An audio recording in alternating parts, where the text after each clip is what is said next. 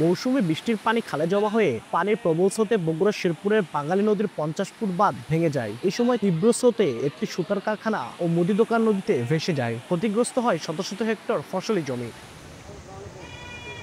উপজেলা প্রকল্প বাস্তবায়ন দপ্তর জানায় 2024-25 অর্থ বছরের কাবিটা প্রকল্পের আওতায় 2 কিস্তিতে মোট 2,40,000 টাকা ব্যয়ে বাঙালি নদীর আশপাশের গ্রামের ফসলি জমিতে জলবদ্ধতা কমাতে বাঁধের মাঝে প্লাস্টিকের পাইপ বসানো হয়। গত 17 থেকে 22 জুলাই পর্যন্ত দ্বিতীয় দফায় জলবদ্ধতা নিষ্কাশনে বাঁধের পাইপ বসানোর কাজ শেষ করে কর্তৃপক্ষ।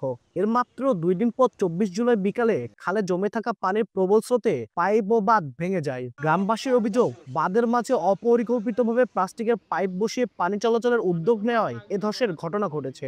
আবাদগুলো মানুষ হাটে নিয়ে যাবে পারতেছে না, ধান আছে নিয়ে যাবে পারতেছে না, তারপরে রোগী টুগী হলিবারে খুব সমস্যা। আমাদের এই বাঁধ ভাঙনের কারণে প্রায় 700 থেকে 800 বিঘা জমির ফসল নষ্ট হয়ে যায়। ভ্যান হয়ে হাঁটিব হে বুদ্ধি নেই, ধান ভাঙার যাবো তাও বুদ্ধি নেই। আমরা সরকারের কাছে আহ্বান জানাবো যেন এখানে দ্রুত একটা সুইচ গেট নির্মাণ করা হয়। দ্রুত ধসে পড়া বাঁধের স্থানে সেতু অথবা সুইচ গেট নির্মাণ হবে বলে আশ্বাস জেলা প্রশাসনের। সুইচ গেট বা অন্য কোনো একটা স্ট্রাকচার হয়তো প্রয়োজন হবে, যেটা স্যার পানি উন্নয়ন বোর্ড এটা করলে সবচেয়ে ভালো হবে। আশা করি খুব দ্রুত ওখানে একটা স্থায়ী সমাধান ওখানে আমরা করতে পারবো ইনশাল্লাহ।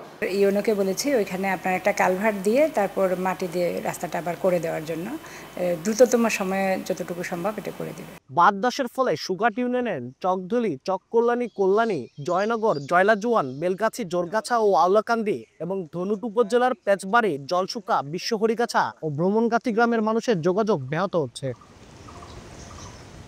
আব্দুল আউয়াল, সময় সংবাদ, বগুড়া।